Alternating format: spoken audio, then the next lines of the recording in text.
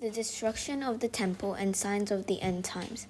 Jesus left the temple and was walking away from when his disciples came up to him to call his attention to its buildings. "Do you see all these things?" he asked. "Truly I tell you, not one stone here will be left on another. Everyone will be thrown down." As Jesus was sitting down on the Mount of Olives, the disciples came to him privately. "Tell us," they said, "when will this happen, and what will be the sign of your coming and of the end of the age?"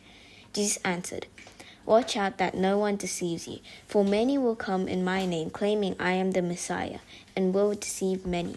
You will hear of wars and rumors of wars, but see to it that you are not alarmed. Such things must happen, but the end is still to come. Nation will rise against nation, and kingdom against kingdom. There will be famines and earthquakes in various places. All these are the beginning of birth pains. Then you will be handed over to be persecuted and put to death, and you will be hated by all nations because of me. At that time, many will turn away from the faith and will betray and hate each other. And many false prophets will appear and deceive many people. Because of the increase of wickedness, the love of most will grow cold. But the one who stands firm to the end will be saved. And this gospel of the kingdom will be preached in the whole world as testimony to all nations. And then the end will come. So when you see standing in the holy place the abomination that causes desolation, spoken of through the prophet Daniel, let the reader understand. Then let those who are in Judea flee to the mountains.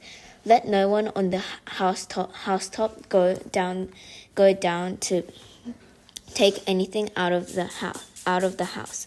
Let no one in the field go back to get their cloaks. How dreadful it will be in those days for pregnant women and nursing mothers. Pray that your flight will not take place in winter or on the Sabbath, for then there will be great distress, unequaled from the beginning of the world until now, and never to be equaled again. If those days had not been cut short, no one would survive. But for the sake of the elect, those days will be shortened. At that time, if anyone says to you, 'Look, here is the Messiah,' or 'There he is,' do not believe it, for false messiahs and fake prophets will believe and perform great signs and wonders to deceive, if possible, even the elect. See, I have told you ahead of time. So if anyone tells you, 'There he is, out in the wilderness,' do not go out, or here he is in the inner rooms, do not believe it. For as lightning that comes from the east is visible even in the west, so will be the coming of the Son of Man. Wherever there is carcass, there the vultures will gather. Immediately after the distress of those days, the sun will be darkened, and the moon will not give its light. The stars will fall from the sky, and the heavenly bodies will be shaken. Then will appear the sign of the Son of Man in heaven. And then all the people of the earth will mourn when they see the Son of Man coming on the clouds of heaven with power and great glory. And he will send his angels with a loud trumpet call, and they will gather his elect from the four winds, from one end of the heavens to the other. Now learn this lesson from the fig tree. As soon as its twigs get tender and its leaves come out, you know that summer is near. Even so, when you see all these things, you know that it is near, right at the door. Truly I tell you, this generation will certainly not pass away until all these things have happened. Heaven and earth will pass away, but my words will never pass away. The day and hour unknown. But about the day or hour no one knows, not even the angels in heaven, nor the Son, but only the Father. As it was in the days of Noah, so it will be at the coming of the Son of Man. For in the days before the flood, people were eating and drinking, marrying and giving in marriage, up to the day Noah entered the ark.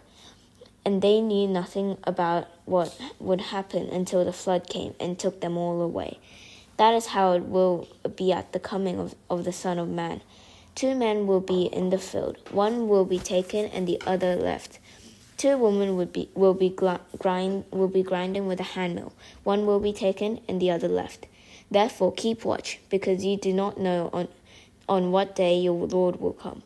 But understand this: if the owner of the house had known at what time of the night the thief was coming, he would have kept watch and would not let his house be broken into. So you must be ready, because the Son of Man will come at an hour when you do not expect him. Who then is the faithful and wise servant, whom the master has put in charge of the servants in his household, to give them their food at the proper time? It will be good for that servant whose master finds him doing so when he returns. Truly I tell you, he will put him in charge of all his possessions. But suppose that servant is wicked and says to himself, "My master is staying away a long time," and he then begins to beat his fellow servants and to eat and drink with drunkards. The master of that servant will come on a day when he does not expect him, at an hour he is not aware of. He will cut him to pieces and assign him a place with the hypocrites, where there will be weeping and gnashing of teeth.